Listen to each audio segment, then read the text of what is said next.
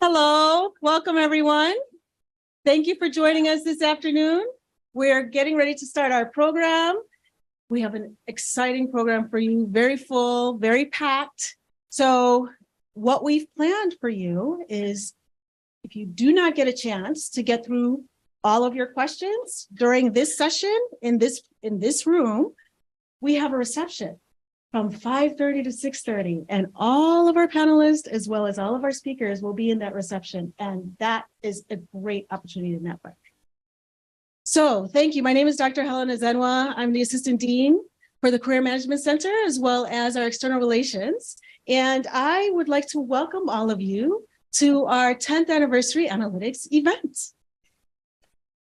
Without further ado, we are going to get started. We are going to hear from our Dean, Liad Wagman, and then we are going to hear from Krishna Aramelli, as well as our keynote speaker before transitioning over to our panel with Liz Ringo-Cohen. So with that being said, Liad.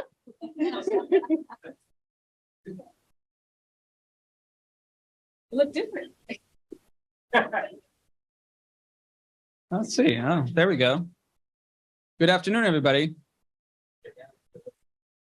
I'm going to take a note from our president's book and ask you again. Good afternoon, everybody. All right.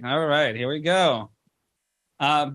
This is a lovely event here, and I was told to stand here and not move. So I'm going to try to do that.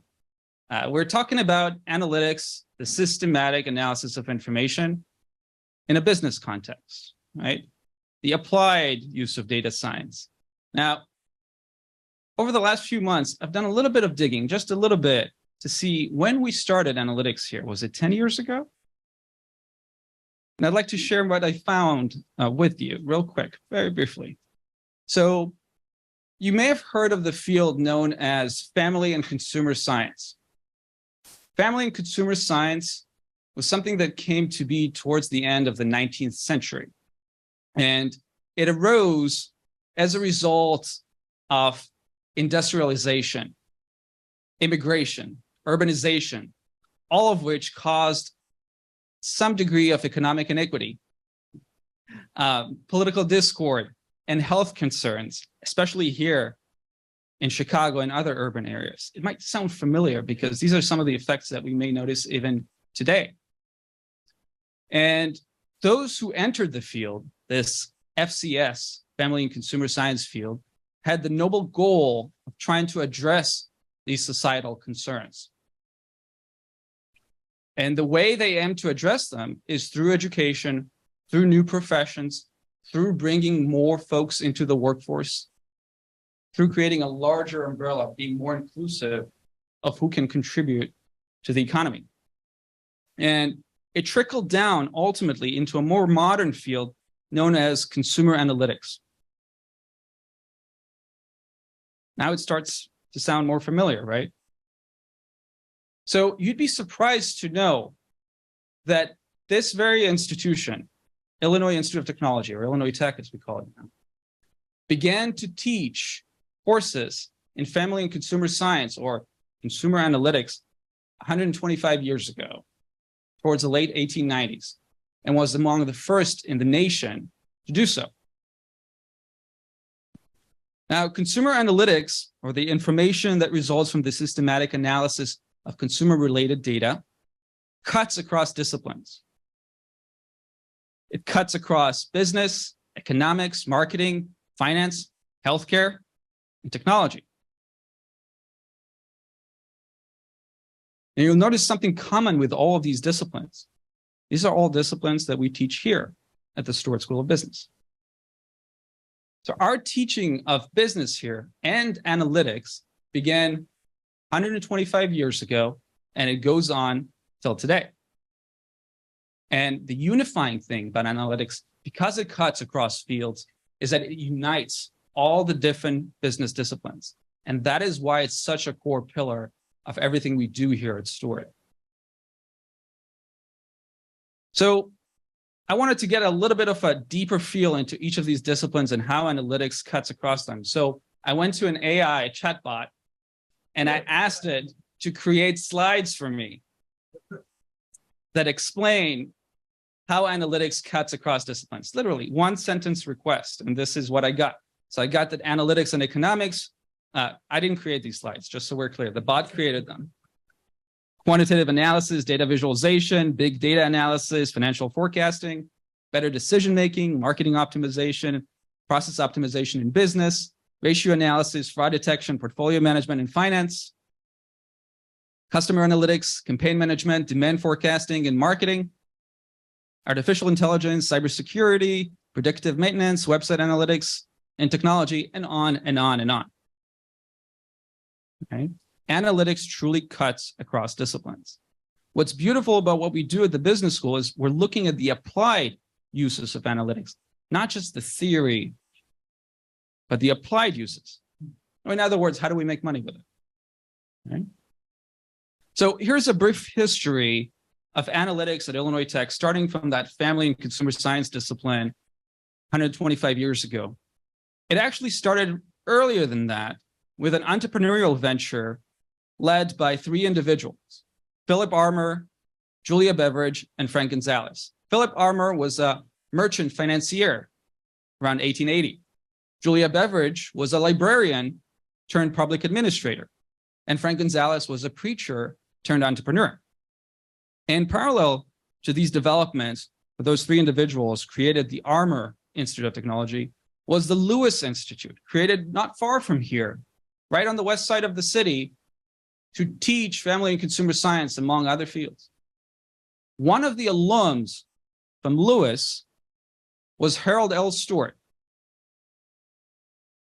And Harold L. Stuart was one of the largest financiers of the first half of the 20th century. He developed one of the world's largest investment banks at the time, right here in the city of Chicago, Halsey Stuart. Stuart is one of the reasons, one of the pivotal reasons for why Chicago became such a global financial hub. When Stuart passed away, a large part of his inheritance went to Illinois Institute of Technology and led to the establishment of the Stuart School of Business, named after him. But business at this university has been taught much longer than that. In fact, the Department of Business and Economics, among the first in the state, was created or established in 1926.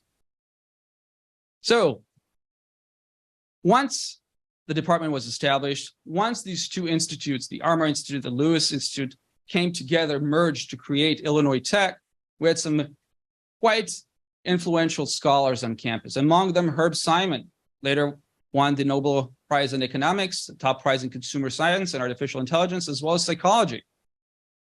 Herb Simon developed his most influential work, his most widely cited work here on campus in administrative behavior. Work that is still being cited actively today. It was written in the 1940s. You also had Abe Sklar, professor that taught here from 1957 until 2020, when he passed away. He never stopped, basically. And he developed copula, still used in financial modeling to this very day. Should I say financial analytics to this day? It included Carl Menger, who developed the St. Petersburg paradox in expected utility theory. Now, all of these scholars, the scholarly innovation was later combined by other curricular innovators, including Jack Wing, who came as CEO of Chicago Corp, later led ABN AMRO, joined the university as the Frank W. Gonzalez Professor of Law and Finance. The same Frank Gonzalez that established the university in 1890, named after him. Now, the program that they created was the world's first master's program in quantitative finance in 1990. And they essentially established quantitative finance as an academic discipline. Now, that program was so innovative in its ability to bring analytics, technology, and career readiness into a single package, something that's never been done before at any business school. The program was shortly copied right after it was released because it was so good. Almost every major university had a version of it, not as good as the original, it essentially transformed business school education moving forward across the world. You can tell that it's really about more than finance, right? It's really about financial analytics, not just financial markets and trading, but really financial analytics. And all the way to today. Today, business moves at the speed of light. The way we create, collaborate, and innovate is always changing. That's why at Illinois Tech's Stuart School of Business, we look ahead to stay ahead at the frontier of business and technology. Set in the heart of Chicago, a global hub for business innovation, Stuart provides resilient, future-ready education and training. Our faculty and staff are research and industry leaders who work closely with every student, focusing on experiential learning and practical applications. We bring a tech-centric approach to marketing, finance, and management, exploring the latest in analytics, data visualization, sustainability, and AI. Through our co-curricular programs like Elevate, we guarantee hands-on experience, mentorship, and career readiness for both undergraduate and graduate students. From new students to working professionals, our high-touch learning environment advances you on the fast track to success. Tapping into Stuart's powerful global alumni and employer network takes you further, faster. That's how we prepare and position tomorrow's leaders. Leaders with future-ready knowledge, training, and skills. Leaders with grit, tenacity, and an edge. Leaders like you. Because when business moves at the speed of light, you have to move even faster. All right, not bad. Going back to what I asked you in the beginning, not really 10 years, right? I could go on and go through a list of alumni from our various analytics programs, but instead I thought I would share with you that analytics is so important to us here at the school that at this point, we have analytics programs at every level. We have undergraduate programs that are going to start this fall in marketing analytics and in business analytics. We have master's programs in marketing analytics, in data analytics, and in management science and analytics. And now we have a doctoral program in management science and analytics. So thank you for coming. I'm going to turn it on now to the next speaker, Associate Dean Krishna Ramili. Krishna, please come on. You must stand exactly here, and you can't move from this spot. Krishna is a visionary when it comes to analytics education here. He is the very one who came up with and established our programs in marketing analytics and in business analytics. And he is simply a visionary, a great partner, and a friend. Thank you, Krishna. Thank you. Yeah. What? Liad is a very tough act to follow. But fortunately, my role is only to introduce the keynote speaker. So I'll do that in just a few minutes. So I have the great honor to introduce you all to Will Crone, our distinguished keynote speaker. And Will is somebody we at Stuart know for at least 15 years. We have had a long history of friendship, and partnership. When he was working with IBM, we worked very closely with him. And a lot of the success that we enjoy today in the analytics space, Will played a significant role in it. So it's really fitting that we invite Will today to do the keynote speaker, to do the keynote speech, because he has been with us all the way. Now, Liad mentioned that we've had 125 years of history in analytics, and that is absolutely true. And the reason why this event is called the 10 years of analytics and innovation is simply because, we have been involved with analytics education now for 125 years in one form or the other. But the latest inflection point in our analytics education all happened about 10 years ago with the onset of big data, with the onset of digital marketing, with the onset of social media. All of those have had a very transformative effect on analytics as a field about 10, 11, 12 years ago. And it was around 2011 that Marty Barif and I, who knew Will very closely, and we used to work very closely with him on a variety of other cooperative ventures across the campus.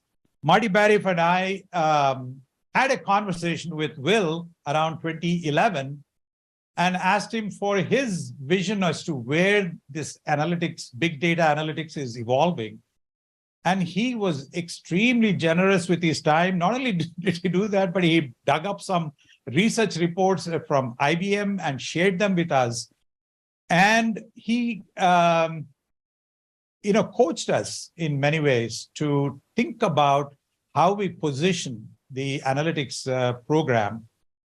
He shared some research that showed at that time that 60% of the investments by companies were making in big data were in the marketing space, in the customer insight space, and that really gave us this inspiration to develop a program in marketing analytics. And so in 2012, 2013, the academic year, we launched the MS Marketing Analytics, an earlier version of the MS Marketing Analytics program. And I think we were the very first program here in Chicago for sure. We may have been the very first program across the US in producing a program similar to that. And I'm pretty sure we were in the top 2 or 3 programs similar to this across the world. So we were in many ways a pioneering program. And the MS Marketing Analytics has been such a profoundly successful program that across this room, you will see many of our alumni who have gone on to accomplish amazing things in their careers after they graduated from the MS Marketing Analytics program. So current students, I encourage you to talk to our alumni today. Many of them are here today, and learn from them what they did after graduation. They have been nothing short of inspiring to all of us who taught them.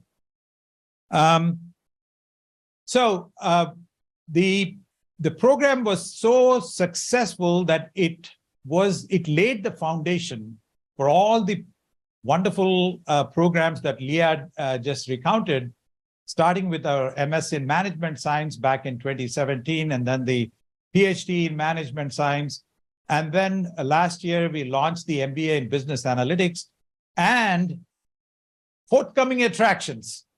This coming fall, we'll have a slew of undergraduate, graduate programs that deal with analytics under Liad's leadership.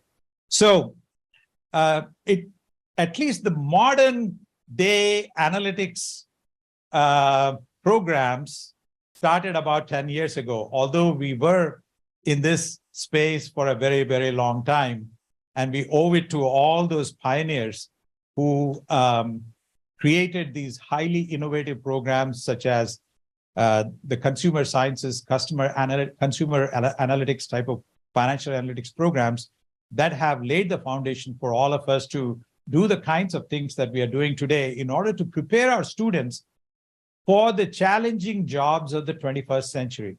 Ultimately, it all comes down to our students, and that is what we live here for.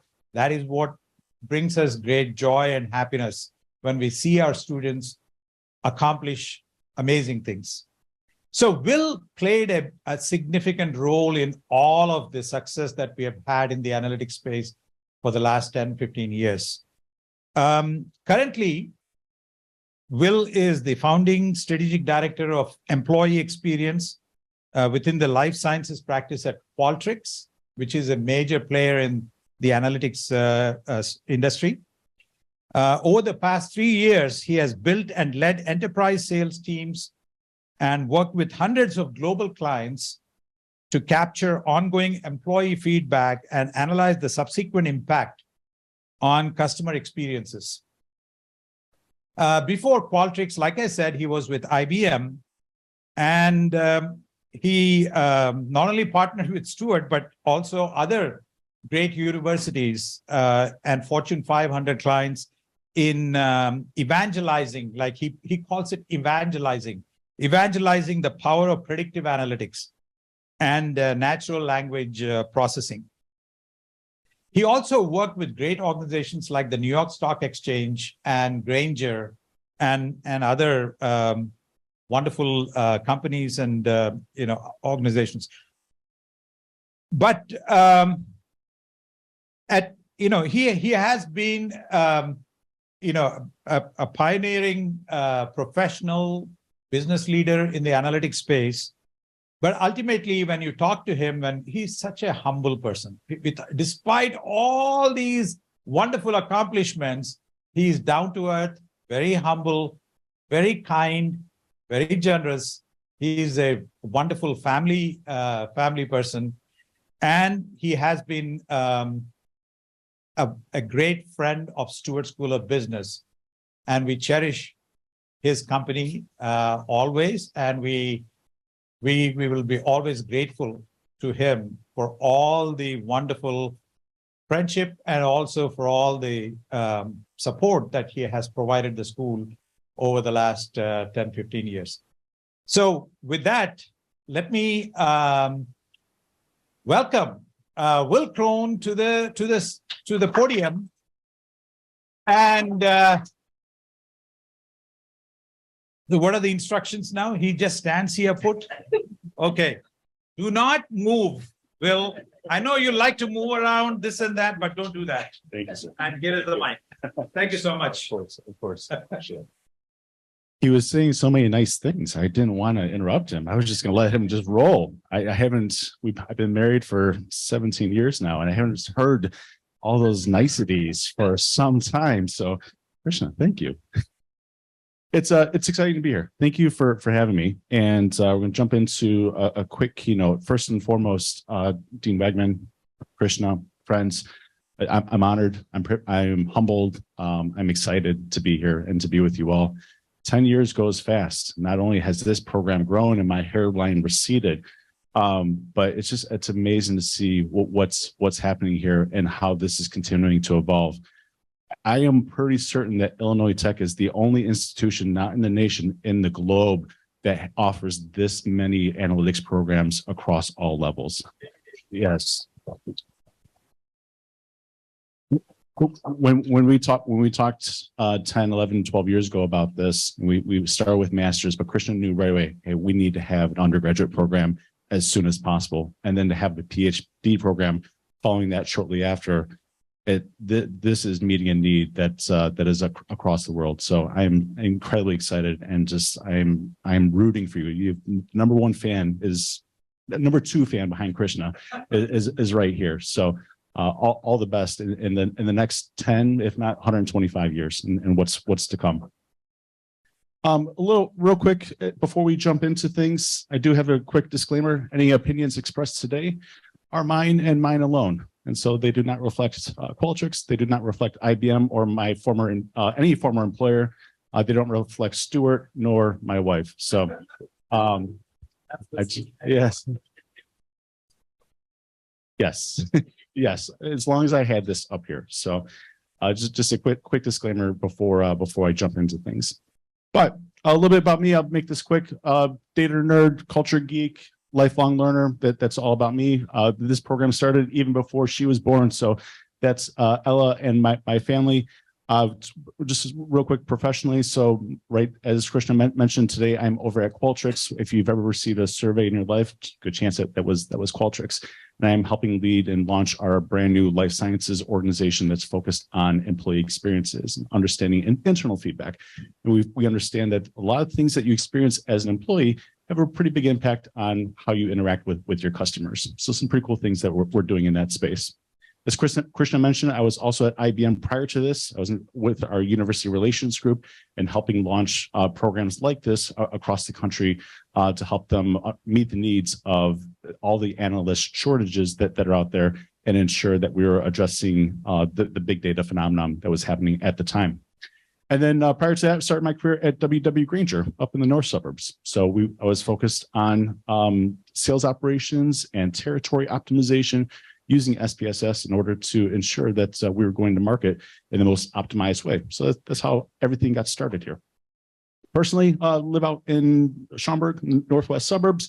I've got incredible family, and that's what I do on the free time. So jump into things more interesting. Let's look back before we look ahead to the next 10 years. Let's look back at the last 10 years and what's happened in the market.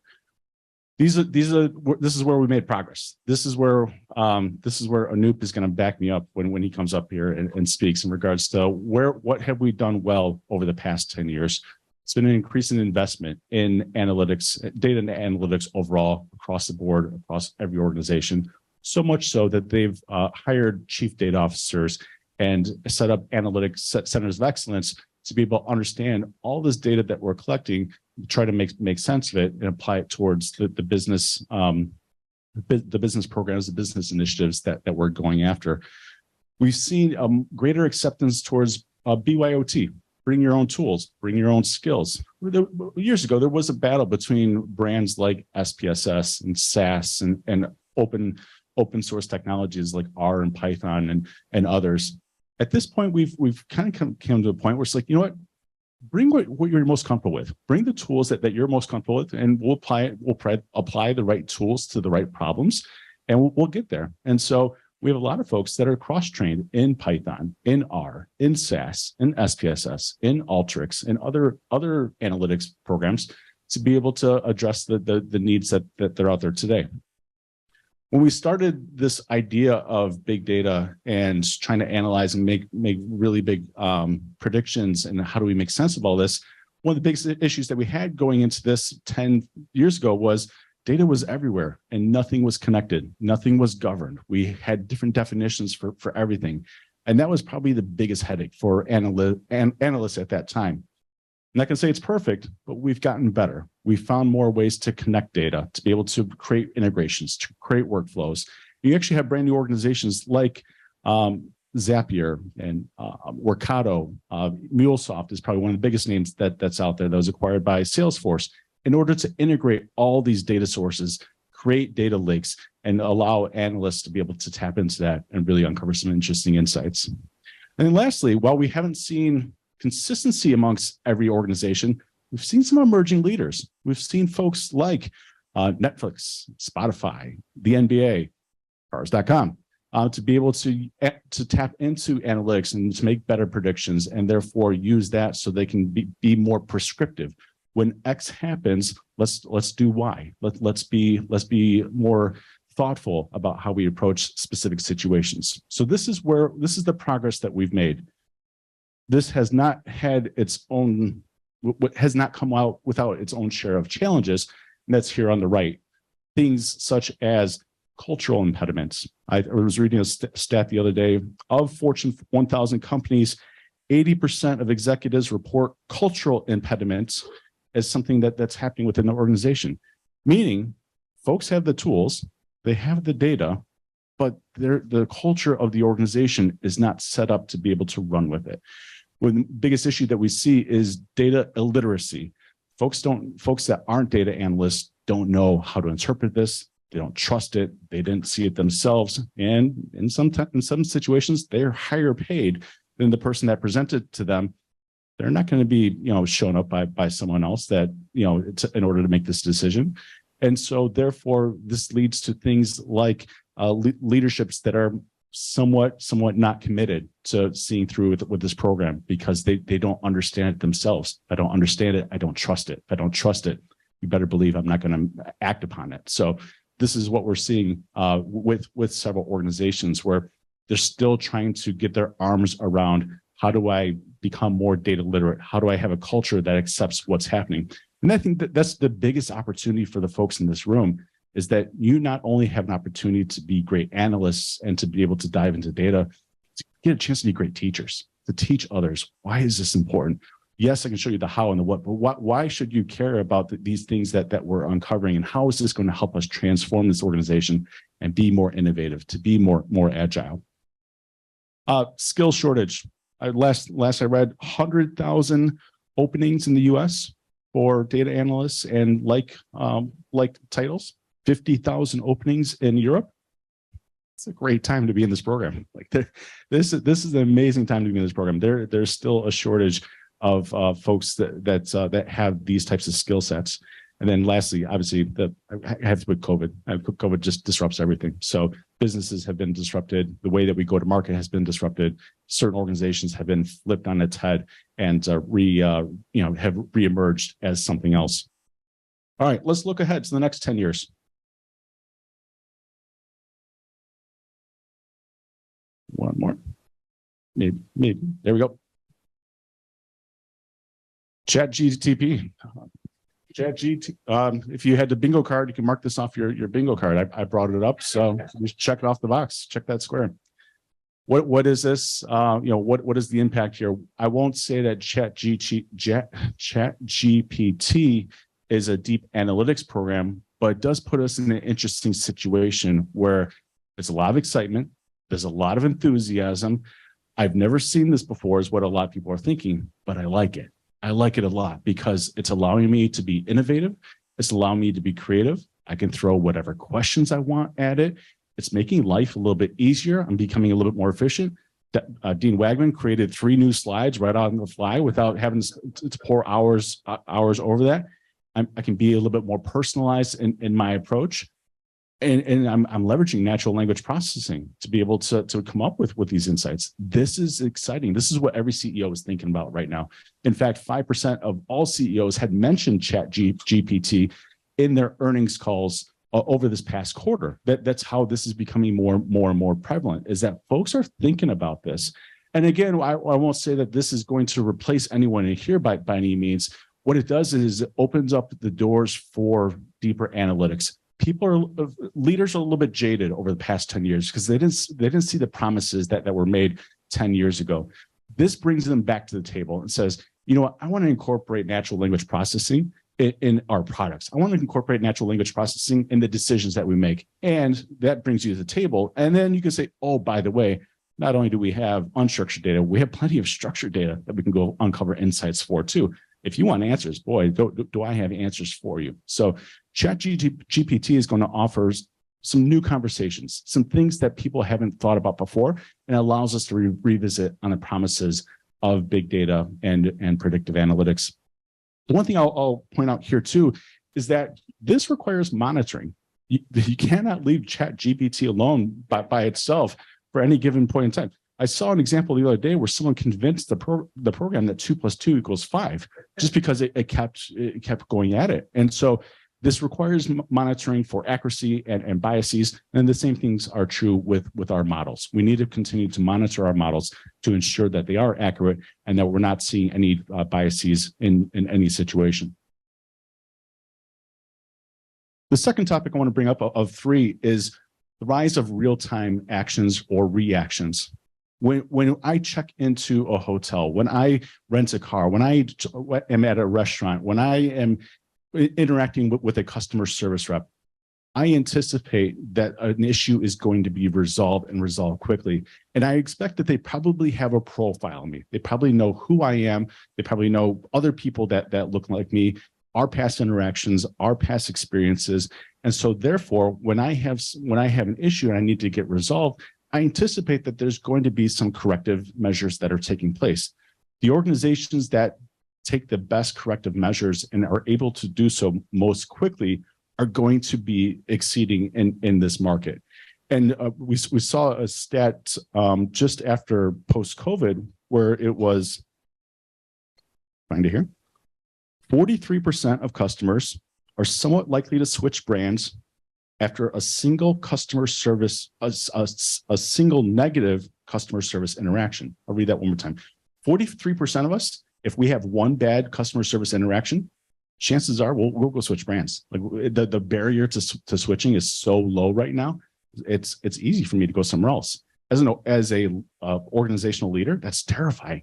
That one, a conversation with a 19-year-old could actually lend to someone leaving their loyalty and our organization.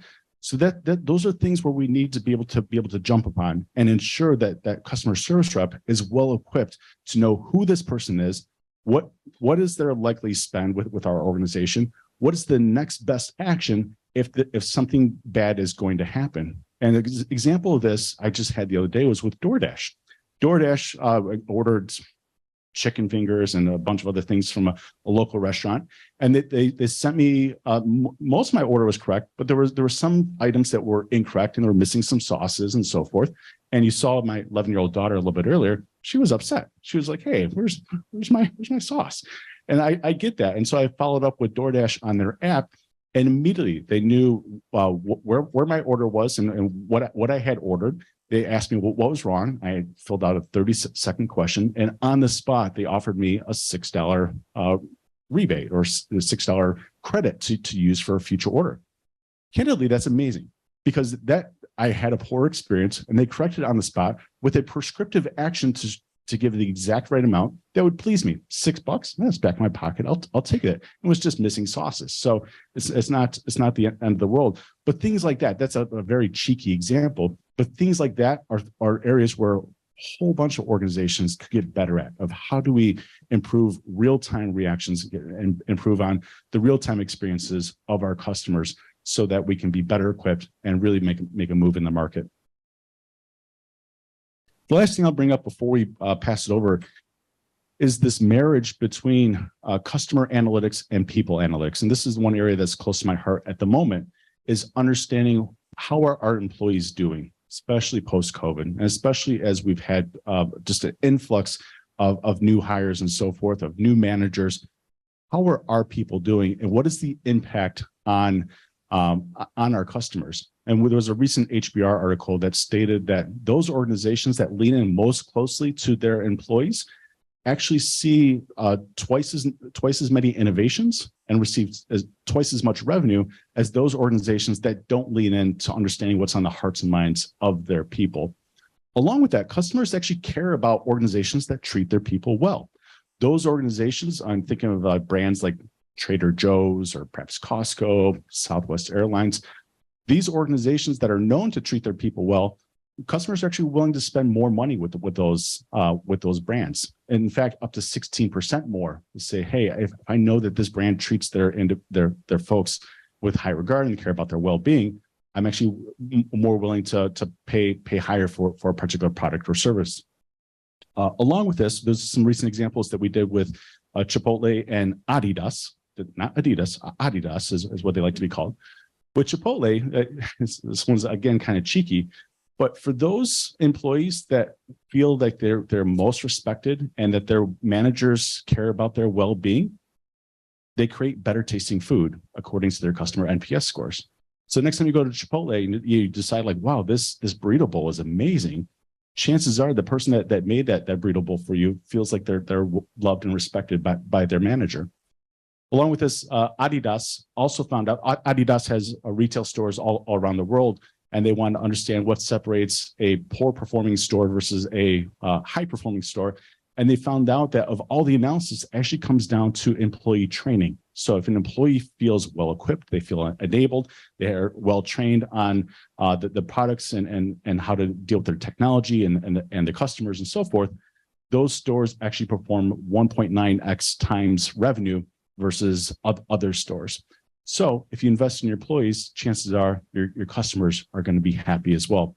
This type of correlation is only coming to light now. We're only starting to see the marriage between people analytics and customer analytics, and I expect this field to continue to grow over the next several years as well. So those are three big insights to look at for the next 10 years, people and customer analytics, along with real-time reactions and ChatGPT, bringing us back to the table. At this point, I want to just thank you for your time today. If you want to hit me up on LinkedIn, feel free to scan that QR code. More than happy to connect on LinkedIn. But you are in for a treat with this panel that's coming up. So thank you for having me. I will be around after this session. But otherwise, Liz, it's all yours.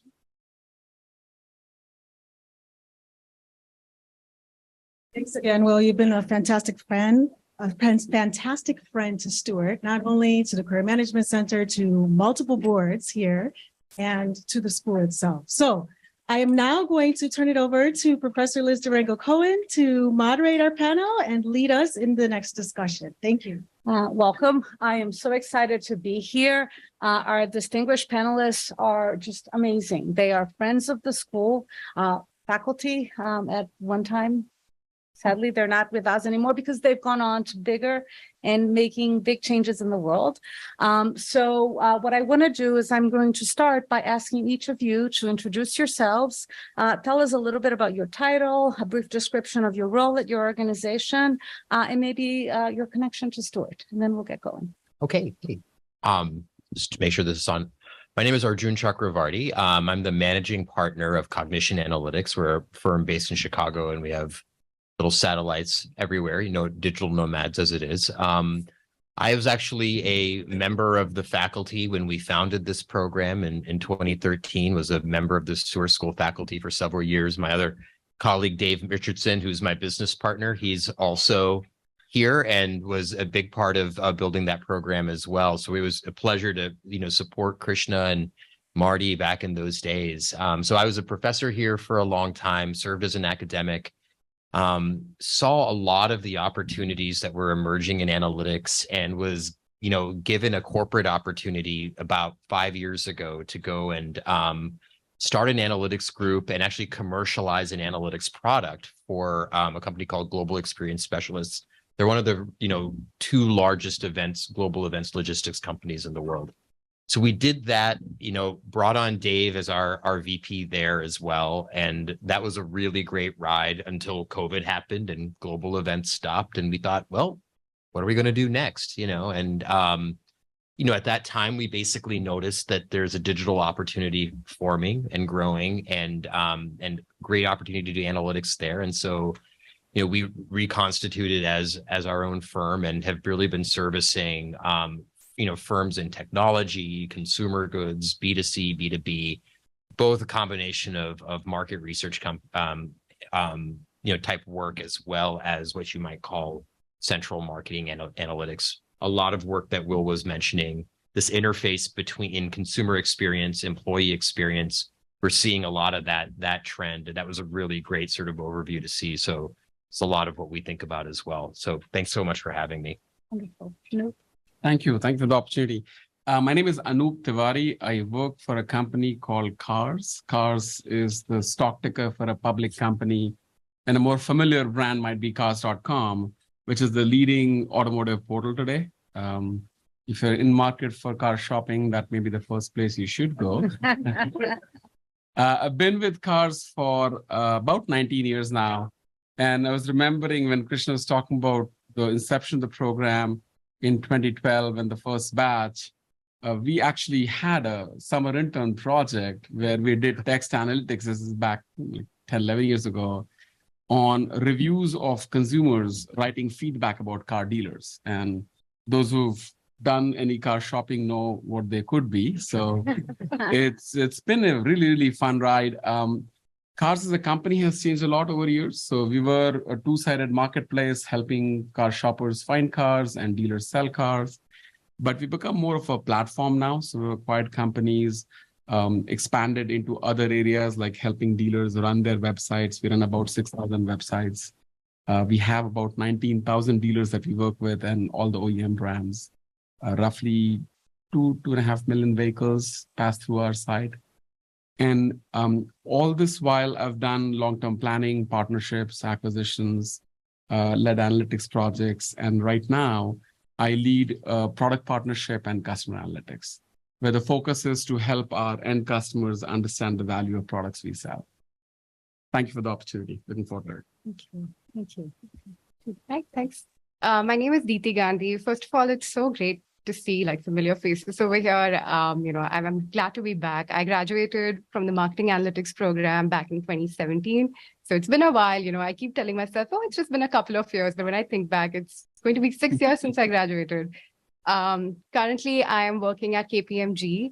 I'm not client facing, so we do marketing for KPMG, and my team is like the center of excellence to provide marketing analytics and insights for our partners across advisory, audit, tax, across our account marketers, across our alliances marketers. We are just centrally a marketing team helping our marketing campaigns. We're just trying to make sense of the data that's coming through across all our different channels, and ultimately just proving value that this is going to marketing data-driven decisions of what is going to help you in the future.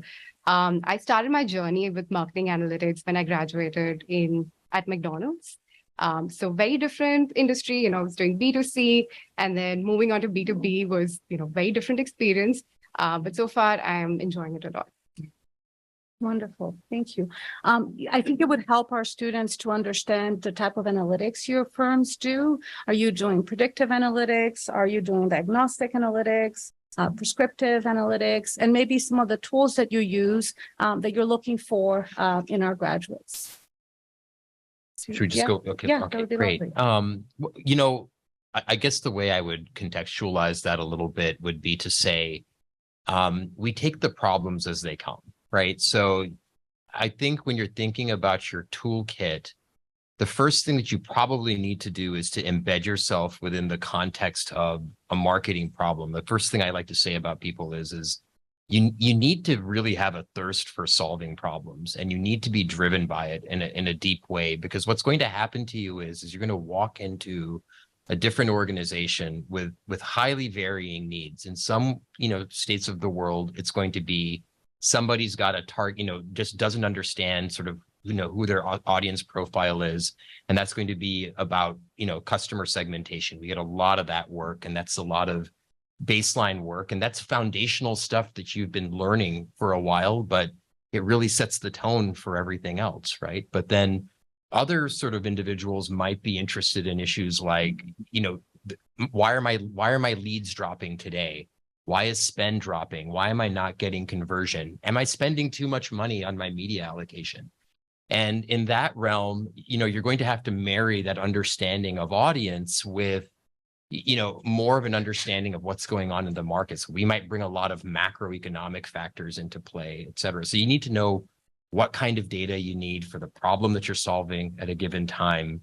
And in that realm, you might use predictive tools and the like, but it's really having a thirst for understanding, what do I need to give people for sort of the most immediate sort of benefit or contact today? So you need it all, but it's really a function of rooting yourself in the problems to understand how to really govern where to make investments. Yeah, no, I agree. I couldn't have agreed more. Very well put. What we do is probably all the buckets you talked about. So depending on the situation, the right kinds of analysis pop up. I've been fortunate that we have been thinking about it and working at it for a while, and we operate in a category where data is easily available. Yeah. So being in digital helps there. And we've done, I'll give a simple example on the predictive side, because the rest is relatively easily available and accessible for everyone. But on our site, for example, if you go, you may find a car that'll have a badge that'll say it's a hot car. And underneath, there's a model that is predicting that within 14 days with 85% probability, that car is going to sell. And obviously, there are a lot of inputs that go into it. But that's one use case where for an end consumer, there's a clear signal that tells them that they have to take an action right now. It helps the seller, it helps the shopper. And these kinds of experiences just would not be possible by any other method. In terms of things that we do for diagnostic purposes, it applies across functions. So almost all the examples you talked about, it comes up. Reporting in itself is really valuable. I mean, we sell primarily advertising products. So it's not a physical widget that I can put on the table and point to it and say, this is what you paid for. It's mostly in some form of a report. It's a chart, it's a graph that shows the impact happened. And all that has to be driven by analytics. So I think it's very connected.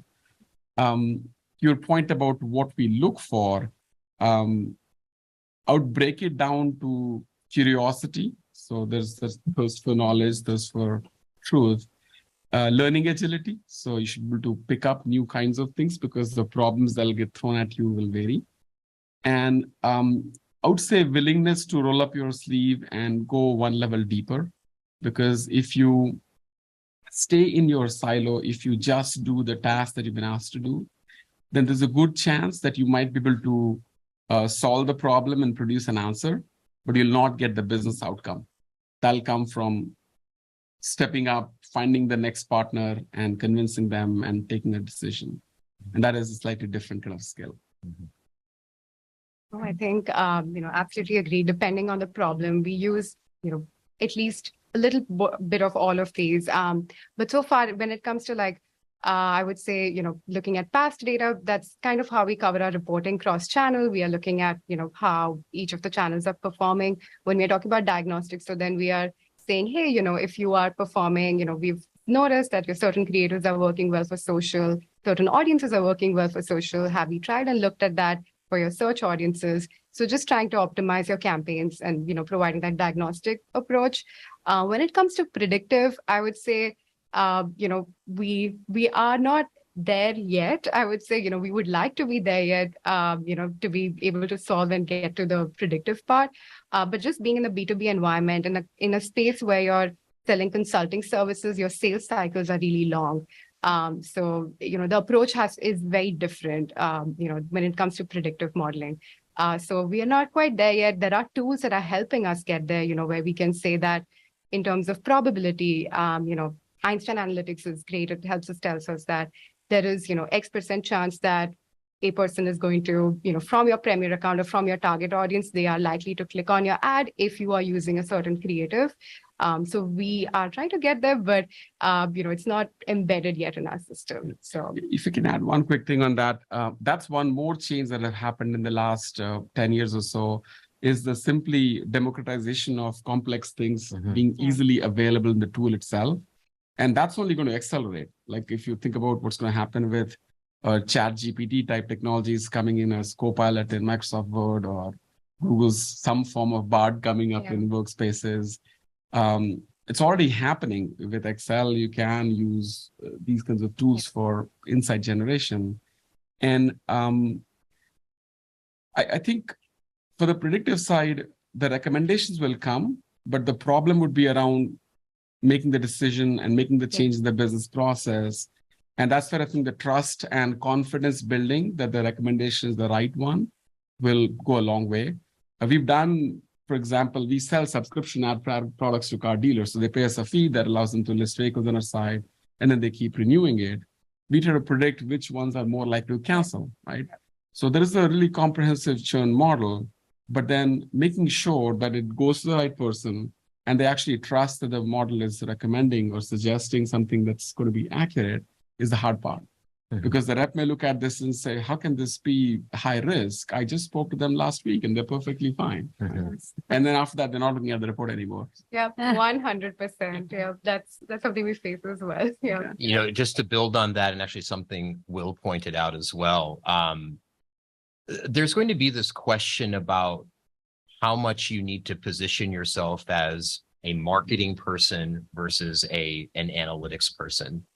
Because one thing is there is a lot of suspicion out there amongst analytics teams. In fact, we did some work where we found that actually there's a great deal of suspicion of any output coming from an analytics team. And the main complaint around that, or the main concern is well, there's going to be something like, oh, it's a 20-year-old kid doing the work. That you must not worry about, right? But the bigger thing is that I think sometimes there's a sense that they don't understand what I'm doing functionally, right? Or there's something about ground truth that's missing. And so how do you, so one thing to think about in shaping your career is what do you want to think of yourself as being? Do you want to think of yourself as a person who knows how to allocate media, but just happens to accelerate those activities and is 20, 30% better than someone else at doing it because you use data to do it, right? Are you thinking about it in that term? Or are you really going to position yourself as someone who's generating insights, but, and is principally sort of either a researcher or an analytics person, but they are at least credible in terms of speaking to, the business concern or the, whether it's a business concern or a functional sort of capability that someone has, because someone's trying to protect their own expertise as well.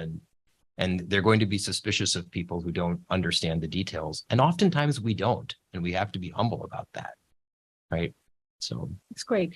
Because our topic is on, analytics and innovation, I actually want to ask you, so we're all familiar with Innovator's Dilemma and talking about disruptive innovations. We can think about kind of going from, film to digital cameras. We can talk about now, using digital wallets versus cash for transactions. But I think within the data space, I always like to think of the inordinate amount of time my children spend on TikTok and looking at how they've really, harnessed the power of using data, user information to really provide kind of targeted content that has really allowed them to be a market leader. And so where do you see kind of analytics, playing the role to drive innovation within kind of, firms right now? And is the focus on, cost efficiencies? Is it to kind of broaden their market appeal? I know it's a big question. It's a really big question. So any thought that you have on analytics and driving innovations for your clients or just in general? You want to go first? It's a tricky question, right? It is a broad question, certainly. I would think of this as a capability and a solution available to solve whatever problem matters the most for the firm. Now, in terms of where the focus goes, the allocation of effort probably is a more complicated one. Where does the key team, the data science team in this particular case, or analyst community sit in the organization? Are they part of the finance organization, which is looking more squarely at ways to become more operationally efficient? Are they sitting in product or marketing organization where they're more actively looking for insights for newer products? I think that typically would have an impact on what the firms will do. I think historically it's been mostly about cost optimization, but going forward, I think there'll be more and more examples of innovation and new kinds of product being supported. I'll give a simpler, like if you think about P&G, they've been doing for a long time analytics-driven innovation. That's nothing new for them, right? But analytics and data science outputs becoming directly a feature is a relatively new thing. So output Microsoft Copilot, those who've not seen it, essentially what Microsoft is going to do is to take the ChatGPT type technology, tie it to the data available to your workspace, your enterprise, and have it be available as an assistant, which will help you write documents better and produce slides prettier and make it more insightful based on leveraging your organization's data. And others will do the exact same thing. That I would call as a purely analytics-driven product feature, Yes. right? And those kinds of things will actually happen more and more, I think. And I think maybe I was thinking about what Will said, which is that, we really need to have, management really see the value of this. And so are you finding that, obviously with cars.com, that is clearly, front and center for that organization. But do you see this kind of across different industries that companies are really kind of ready to really take on, Yeah, I would say like at KPMG, our leadership has been, in the last, I would say 2 or 3 years, there's been a complete shift. And there's a lot more focus on having data-driven decisions being taken. And even at the leadership level, right, there is a very big emphasis on change management. We have a whole project called as our front office transformation.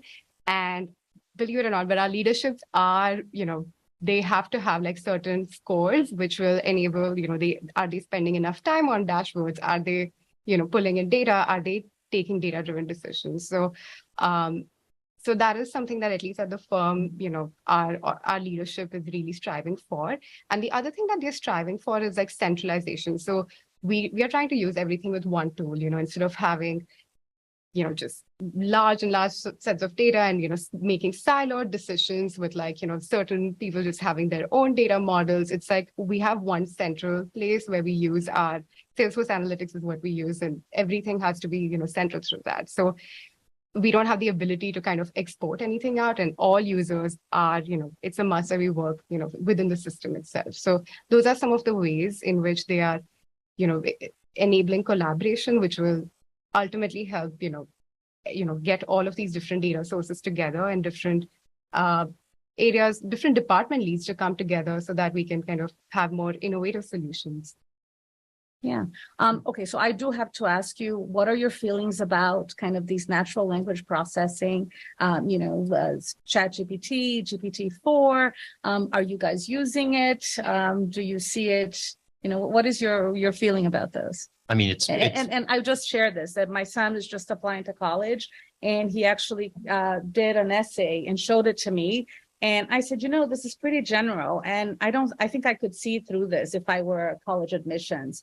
And he said, oh, what do you think is missing? And I said, oh, I don't think it talks about this thing that you did and this other thing. He came back like 10 minutes later with this essay. And I actually think that the ChatGPT essay was better than what he submitted. Fortunately, it all worked out, but I think I was blown away by this. So just to give you context of where I'm sitting. Is another version of an AI model judging that essay also. Yeah. So it's basically two models chatting. That's exactly right. yeah. Yeah, go ahead. Go ahead. No, it's just the two models chatting problem. Actually, you know what? Why don't you? I actually wanted to answer the Please. previous question. Yeah, a little yes, bit. please. If I could just go back to that. I mean, so the question is where's analytics being sort of used in the business? Where's the frontiers? I think the question around personalization is absolutely, I mean, it started with cost optimization, as Anup is saying, but I think, there's been this talk about personalization being the future for about 20 years.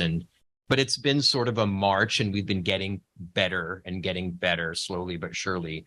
I do think where there's another piece is just there are often times where you have an opportunity to think about where is analytics actually the business itself, right? So, I mean, one thing Dave and I did, like when we left here actually, and was we wanted to actually build an analytics business to sell where analytics was the product. And when we were working in an events logistics company, they were basically making tons of money off of managing the unions and moving stuff back and forth and building and managing the logistics of a show, building people's exhibits, things that very traditional, might as well be a construction company kind of business. And as you can imagine, that business would be exposed to all sorts of competition, right? And so when we came in, what we thought the opportunity was to actually build the entire business model around analytics, because, for example, there was no measurement happening at exhibits.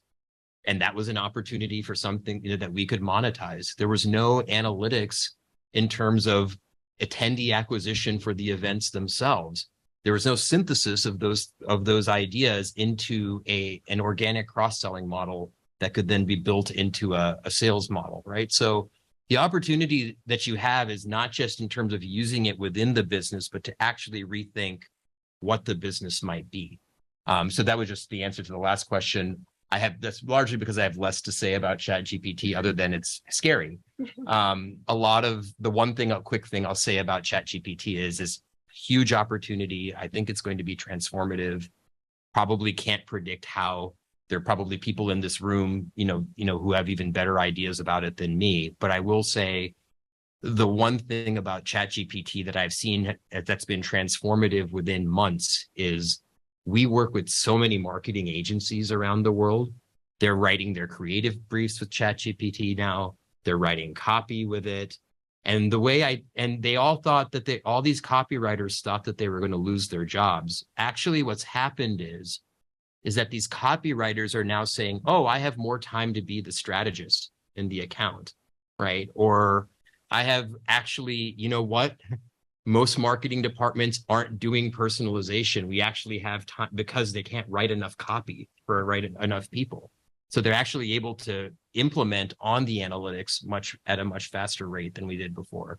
So that's an interesting sort of data point on ChatGPT and agency land. So I think we are going to have to wrap up very soon, but I will let you finish up. But I want to ask one question because I know the audience, and I'm sure you can see why I was so thrilled to be in this panel. And because these guys have so much knowledge and so much expertise. And so I hope you will all kind of take the time to kind of talk to them because you will learn something new.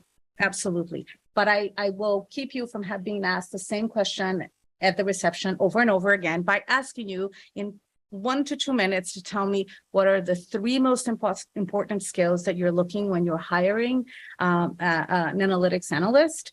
And then what are 2 or 3 must-have tools that our students need to learn? Yeah. Sure. So I recently hired a team of 6 people. And this is, very familiar to me. So I think what I really looked for was number 1 was data storytelling.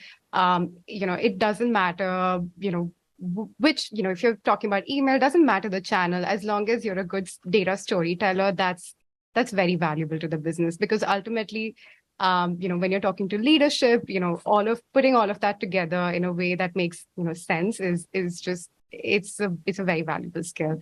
But while you are a good data storyteller, you also have to be, detail oriented because that's kind of the questions that I would always hone into that, okay, well, so, great, paid search is performing well, channels are performing well. Can you exactly tell me, which pages these were driving traffic to? And then just getting into more like details of what was your entire path, like, where did you send your users to, etc. So while you have to be a good, data storyteller, you still have to be detail oriented. I think as an analyst, that is very, very important.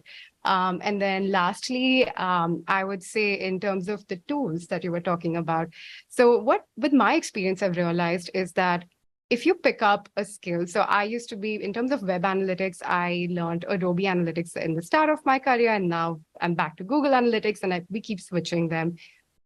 Doesn't matter, I guess, whether using Adobe or Google or whichever, the tool that you pick up on, it's important to know that kind of in and out, just knowing the nuances of it in and out. And I think that'll help you because what we call is as like transferable skills, right? So you pick up on your web analytics just as a platform. If you know that in and out, you can kind of just use that, whether it's Google or Adobe, like they're pretty similar. And same thing is with data visualization. So data visualization, again, very important. Doesn't matter if it's Tableau or Power BI or in Salesforce, we use CRMA. It doesn't matter. It has to be, if you know data visualization well and good, you will be able to transfer that skill to another software or another tool. I should just say what she said. Yeah. The way I would like very quickly break it down is competency for us in the framework is your knowledge, the skills you have, and the aptitude or attitude you have. On the knowledge side, typically with entry-level candidates, are not expecting a ton in terms of industry experience. But of course, we'll probe more on what you learned at school and we'll go into more details there or prior work experience and pick examples from that. Skills would be the transferable tools that you bring. It could be across industry. It doesn't matter where you're joining, but it has to be with a certain level of depth and expertise that we look for. And to Diti's point, it doesn't matter if you learned Excel or Google Sheet or Google Analytics versus Adobe or Amplitude or Mixpanel. Do what you can to abstract it at one conceptual level of understanding so you can apply it to a different tool depending on whatever the organization decides to switch to. Attitude is the one I think we look for and probe hardest on because especially at the early stage, we're looking for people who will last longer and can be molded into leaders. And that's the place where I personally look very hard for learning agility, so able to pick up new kinds of things fast. The ability to go into details. So not just the intellectual horsepower, but also the tenacity to go into details. And sometimes it can be stressful for some people and they may not enjoy it, right? So you have to pick the kind of career path that you can truly enjoy and commit yourself to it. Yeah, that last point you made, I think is so critical. Just your ability to elevate from, you're going to learn, have the opportunity to learn any tool you want, but you have to elevate and figure out what's the bigger picture coming out of it. I guess in terms of how we think about it, a lot of this is going to depend on sort of the system of work that you're walking into, right? So, and I don't know whether you need to be strategic about that at this stage or whether you should just try a few things out early on. I think your faculty and Anoop and Deepthi, Will, and others who are advising you might have different opinions about this, but you know, my needs from in terms of running a service-based analytics business that's got a consultative element across industries, right? You know, it's not going to be as much about like, I never asked the question, do you know Python and R? Right? Because those are just tools, right? I mean, the questions that Dave and I, for instance, are always asking are just like, how did you deconstruct the problem? And what's the method given the information that you have and the resources that you have available? Can you start to think through, actually, we can only solve this problem with a synthetically controlled experiment, or maybe this is, you know, maybe we can create business value through a predictive model, or maybe just these people need a little bit more help talking to each other. So they need a more descriptive understanding of who their customers are, right? And so it's what's the method given the data restrictions that I have. And keep in mind, you know, that's why we're here to help you. No one's going to expect you to do that at a junior level. It took us years and years and years to get good at it, at the expense of doing other things. Like we hired a vice president, for instance, who's just knows the ins and outs of media allocation in a way that we kind of theoretically understood as academics, but never really could execute on. And it's been tremendous to have that burden lifted from us. So it's about understanding like what kind of system of work you're in. I have a consulting based business. Anoop's got a pretty mature analytics shop with great mentors around, and you're just going to find such crazy variation in that. And part of this is just going to be figuring out, you know, who am I and what do I like to do? Do I want to evangelize Qualtrics, right, as a platform, or do I like going to different industries and solving a problem? Or do I like to be at the forefront of analytics in a leading analytics facing organization? Those are three very different models of living. Wonderful. Yeah. It warms my heart that you talked about data visualization. So, Yeah. so great. It's the big thing. I'm monopolizing her time. So, Yeah. but I think we're going to open it up for a few questions from the audience. Yes. We have time, Helen, still? Yes, we do have time, and we have a mic that's moving around. So if you have a question, please utilize the mic, because we are recording this session. It is being live streamed. We will have it on our site, but they won't hear you if you don't have the mic. So any questions from the audience for our panel? Well, up back there.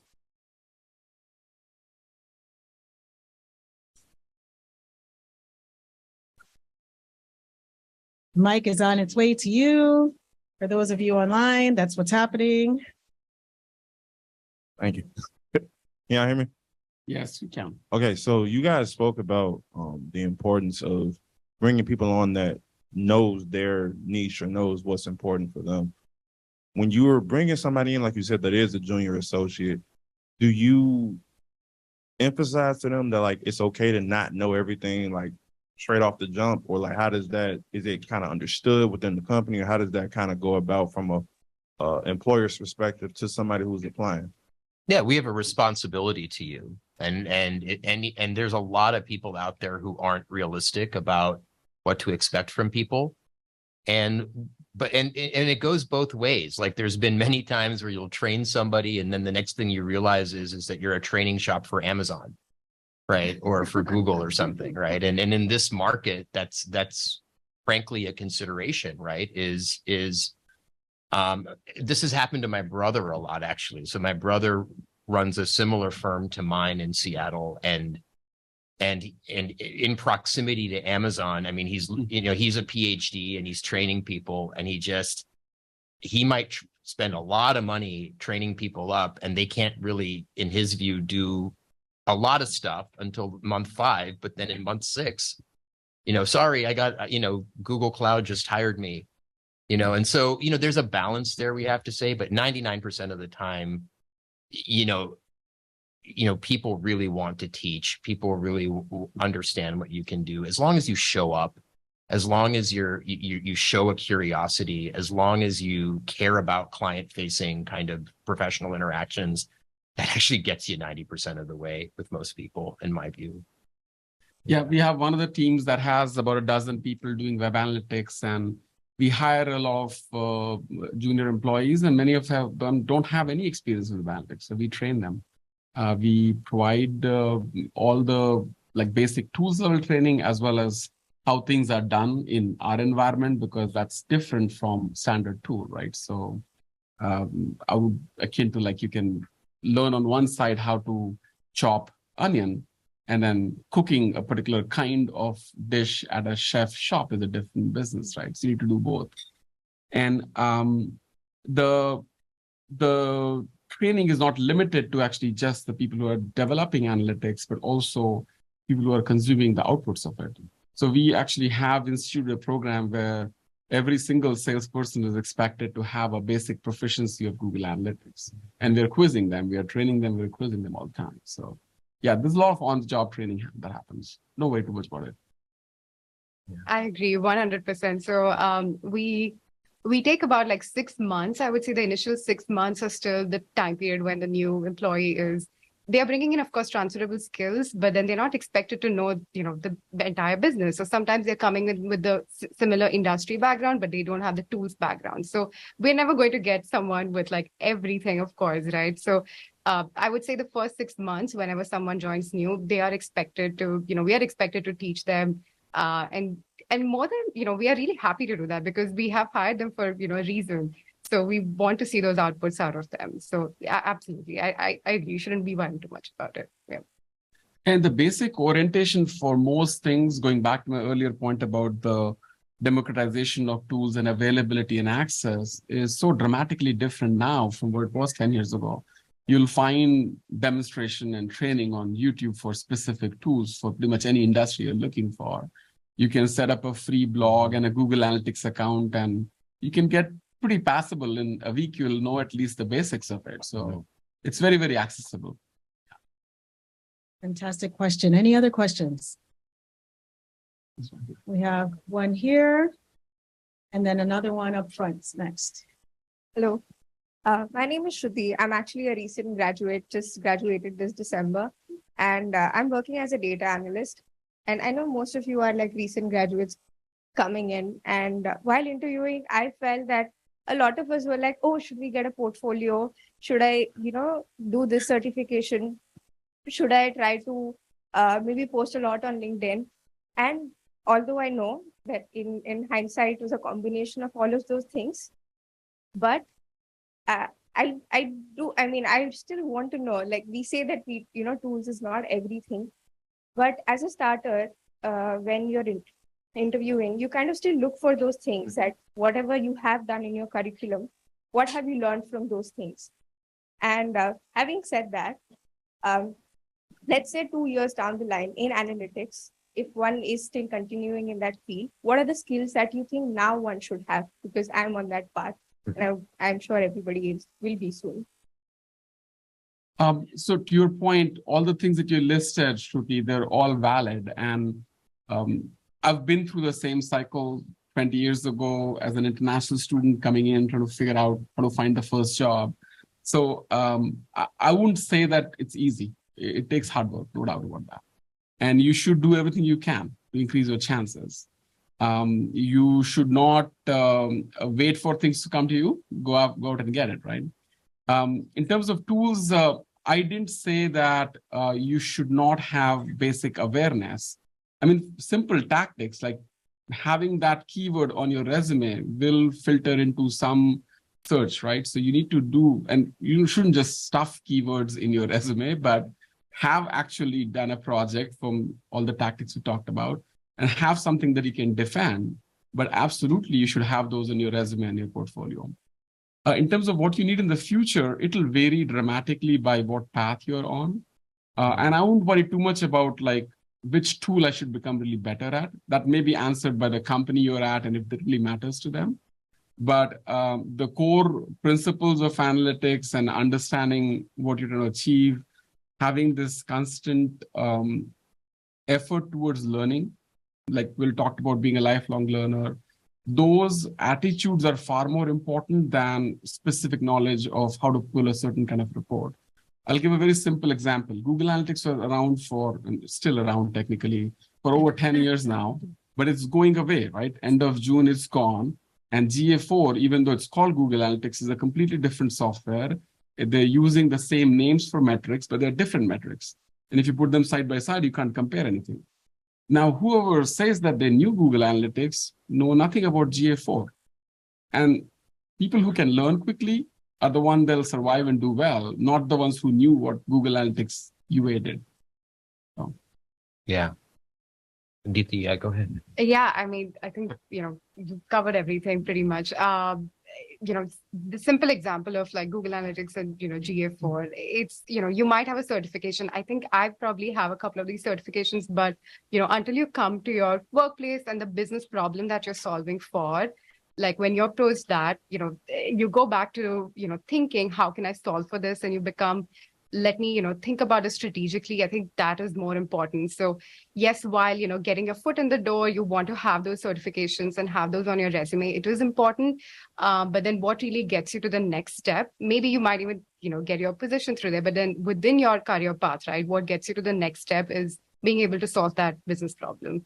So I think that's key. Yeah. I think these two have largely encompassed what I would say. I think the one thing I might add is just the massive variation you're going to see in why, right? So, if Anoop's writing the job posting, there's a pretty good idea that, or Deepi, right? I mean, if either of you are writing the job postings that HR is putting out, I'm pretty confident that what you're reading is going to be a reflection of the work to be done. But unfortunately, in life, you're going to find that a lot of companies just have different cultures about how they source work, whose job it is to describe to the world that it's there. A lot of times it might just be the HR person who's doing his or her best to sort of lay out kind of what they think they're hearing from the manager. And so now you're in this weird competitive environment where you're having to sort of figure out, like, is this job what I think it is, right? Okay, now I have to do that game of matching all the keywords to get through the initial round. But then really what Diti's saying is if you can just do enough to know what you are to get through that point, which I know is hard and just it's onerous and takes a lot of work. Really what she said is key in my view, which is that you have to now switch modes and say, what the person who wrote that job posting may not be the person who has anything to do with the department and the hiring. So now I have to get into this mode of diagnosing the business and asking questions about the business and then being quick on my feet about what the answer is. And that comes back to Anoop's point about like, well, then what's the future opportunity? Yeah. Right. No, I mean, we're not great at the job descriptions. They become stale. By the time the person is hired, the department may have moved into something else and they have a different priority, right? So, but the tactics will still apply. If you're aiming to just make sure that your resume shows up through the screening, then those keywords will help you get there. Yeah. Okay, so we are right at 5:30 or 5:31.